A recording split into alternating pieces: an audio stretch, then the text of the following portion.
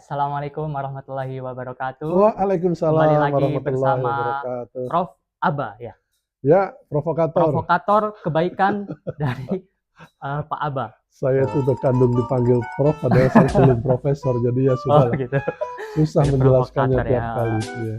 Ya, di kesempatan kali ini kita akan melanjutkan serial sebelumnya yang dengan Mas Arta ya.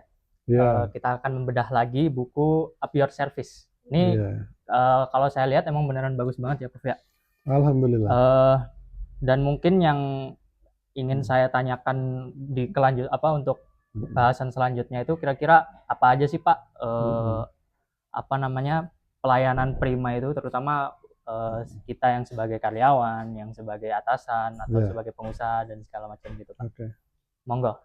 Baik, kita lanjutkan pembahasan tentang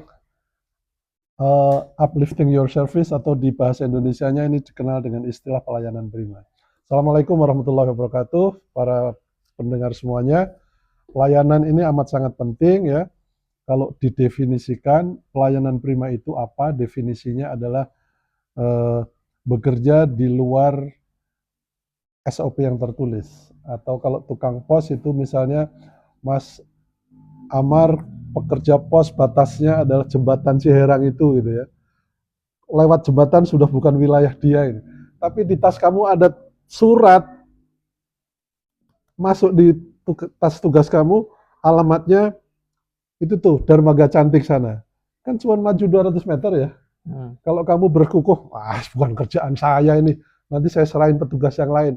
Anda tidak meresapi tentang pelayanan prima. Tapi kalau Anda orangnya yang jiwanya sudah pelayanan, nyebrang dikit situ pakai motor, 100 meter serahin selesai. Itu inti pelayanan prima. Mau bekerja di luar mileage yang disetujui. Ada contoh bagus di sini. Ada seorang bapak-bapak naik Singapore Airlines. Singapore Airlines tahu ya, SQ, penerbangan pelayanan terbaik. Beliau itu, perusahaan itu berkali-kali terpilih sebagai perusahaan penerbangan terbaik. Salah satu penyebabnya adalah karena pelayanannya. Jadi bayangkan suatu hari ada seorang bapak-bapak, kisahnya ada di sini.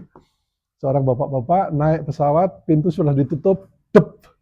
Si bapak pakai jas gitu, dirogoh sakunya, ditarik, seret kunci rumah. Kunci rumah. Dia bingung, waduh, ini tadi yang ngantar dia ke airport istrinya. Istrinya pulang pasti nggak bisa masuk. Dia bingung gini. Pramugari dari jauh ngelihat, dia samperin. Pak, pakai bahasa Inggris, Bapak kayaknya bingung sekali, ada apa? Ini Mbak, kunci rumah saya bawa katanya. Istri saya nggak bisa pulang. Si pramugarinya cekatan sekali, give it to me. Berikan ke saya. We promise within 1 hour this will come to your wife. Kami janji dalam 1 jam, ini akan nyampe ke tangan istrimu. Minta alamat dan sebagainya. Itu pintu pesawat yang sudah ditutup, dibuka lagi, panggil petugas darat, serahkan, tutup lagi. Dep, di sini mana ada, sudah dep ya sudah selesai. Nah sekarang pertanyaannya, pesawat maskapai penerbangan itu tugasnya apa? Ngantar orang dari kota ke kota kan? Ya. Dari negara ke negara kan? Nganterin kunci pulang termasuk nggak? Bukan termasuk job desk. Nggak ada di job desk-nya. Nganterin kunci pulang punya salah satu pegawai. Tapi itu dikerjakan.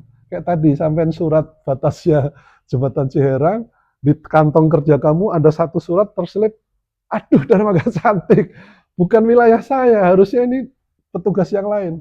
Tapi kan sudah di tangan kamu. Itu dikerjakan. Nah, itu dikerjakan juga oleh Singapore Airlines, sehingga namanya jadi harum. Terkenal sekali namanya. Ada lagi seorang ibu-ibu, nyari sepatu yang amat dia sukai. Ini kejadiannya semuanya di luar. Ya, kalau dari buku-buku ini kan kisah-kisahnya begitu. Dia nyari sepatu, karena yang dia cari itu nggak ketemu, akhirnya masuk ke sebuah toko sepatu. Udah ini aja lah yang mirip-mirip yang saya inginkan, dia beli. Harganya kira-kira $70, masukin kantong, dibayar ke kasir, masukin ke kresek, jalan dia. Dari toko ke toko, tiba-tiba ada toko sepatu X, dia masuk lagi ke situ. Ya ini yang saya cari katanya. Yang dia cari ada di situ, harganya $80. Dia lihat sepatu itu, lihat tas ini, lihat sepatu itu, lihat tas ini, gitu. Bingung kan? Kasirnya dari sana ngelihat, samperin. Mam, can I help you? Katanya. Boleh saya bantu? Iya Mbak. Ibu kayaknya bingung kenapa? Saya itu sebetulnya pengen beli ini udah dari dulu, tapi karena saya cari-cari nggak ketemu, saya terlanjur beli ini di toko yang lain. Si kasirnya cuma bilang gini, Ibu beli yang ini berapa? $70. Give it to me. Kasih ke saya. Ibu tinggal bayar sisanya kan. Bawa ke kasir. Kan ini masih lengkap, ada bungkus, ada kwitansinya. Ibu tinggal bayar sisanya, berapa sisanya? $10 kan? $10. Ambil, bayar $10, bungkus, pergi. Si petugas itu nyimpen sepatu ini, pas break makan siang, dia keluar, dia cari toko ini. Ketemu kan? Sini Mbak, saya mengembalikan ini. Di sana Mas, kalau Anda beli, pertanyaannya cuman, I want my money back. Saya pengen uang saya kembali. Alasannya cuma ditanya, kenapa? I don't like it. Saya nggak suka. Langsung bayar. Dapat $70, dia masuk lagi ke tokonya, masukin cash. Setelah sore, bosnya datang, laporan sore, ada kejadian aneh hari ini. Ada bos. Apa? Tadi ada gini. Good. Kamu bukan hanya pegawai, tapi kamu seperti pemilik toko. Ownership-nya. Pasti naik itu pangkatnya orang itu. Dan toko sepatu itu menerima pengembalian dari toko lain, makin harum. Karena akhirnya dimuat di mass media. Satu lagi contoh yang muskil ini. Ada ibu-ibu beli ban mobil.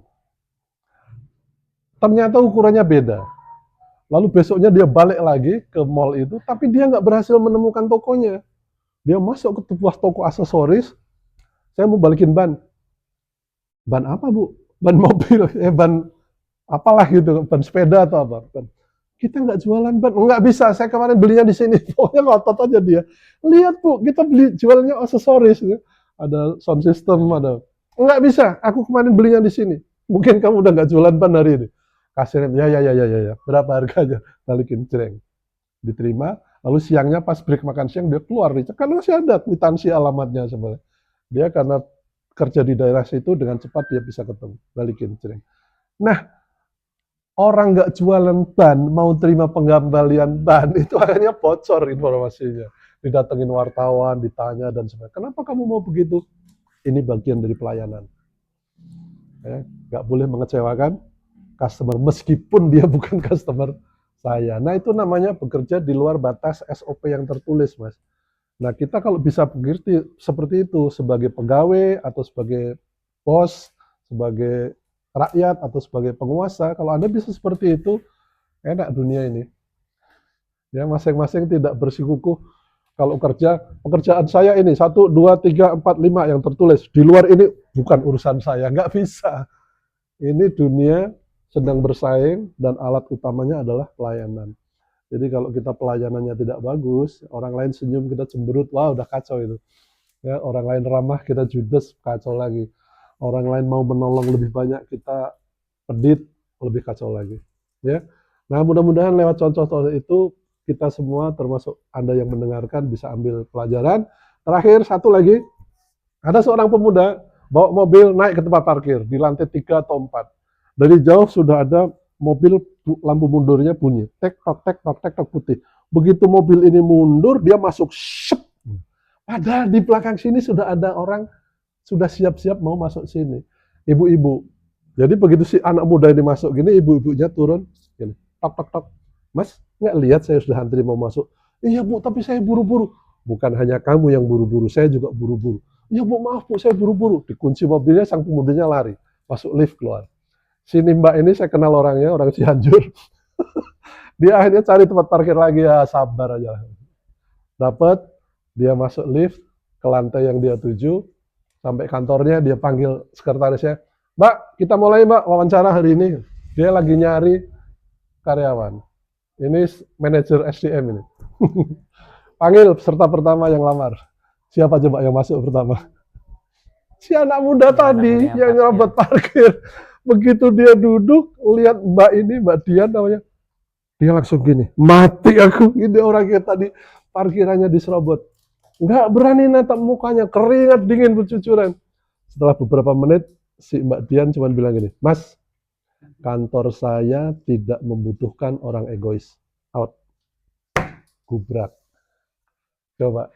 Anda nggak pernah tahu kan, siapa yang Anda kecewakan? Di tempat parkir atau di toilet atau dimanapun Anda nggak tahu. Ternyata yang dikecewakan adalah bakal bos dia kalau dia keterima. Coba kan nggak pernah nyangka Mas. Nah model balasan seperti itu ada yang menit, ada yang jam, ada yang tahun, ada yang bulan. Balasnya itu. Tapi balik pasti. Jadi hati-hati, sekali kita mengecewakan orang lain, something go around will come back around. Sesuatu yang datangnya melingkar, perginya melingkar, nanti baliknya akan melingkar. Kayak bumerang ya, jangan kita sampai dapat bumerang atas ulah kita sendiri. Gitu ya. Jadi ingat-ingat, pelayanan prima rumusnya adalah bersedia bekerja 1 mil lebih dari yang Anda tugaskan. Gitu Mas. Makasih banyak Ya. Pak Abah. Ketangkep tapi ya ceritanya. Ya itu benar-benar inspiring banget ya menurut saya. Itu Iya. jadi terbuka, apalagi di zaman kita itu Pak. Iya. Justru malah ngetrennya kerjalah sesuai dengan job desk kamu. Nah, Apa iya. namanya istilahnya ya? Nah, Berangkat, absen, kerjain, pulang. terus habis itu udah waktunya pulang langsung pulang. Iya. Wah itu bahkan setelah dengar cerita dari Pak Abah, saya ngerasa kayak oh ternyata hidup itu nggak hanya sekedar begitu. Mementingkan diri sendiri ya Pak ya. Iya. Ternyata emang banyak. Itu terlalu mekanistik. Benar-benar. Nanti dapatnya ya segitu-gitunya aja. Ya. Anda nggak akan tumbuh jadi orang yang besar. Jadi gimana teman-teman? Banyak inspirasi yang bisa kalian temukan. Mungkin kita bisa lanjut di video selanjutnya. Kalau misalkan mau ada bahasan tertentu yang ingin kalian request, bisa di kolom komentar. Jangan lupa juga untuk like dan subscribe agar kita makin bisa menebar manfaat ke semakin banyak orang. Insya Allah. Banyak. Terima kasih. Assalamualaikum warahmatullahi wabarakatuh. Waalaikumsalam warahmatullahi wabarakatuh.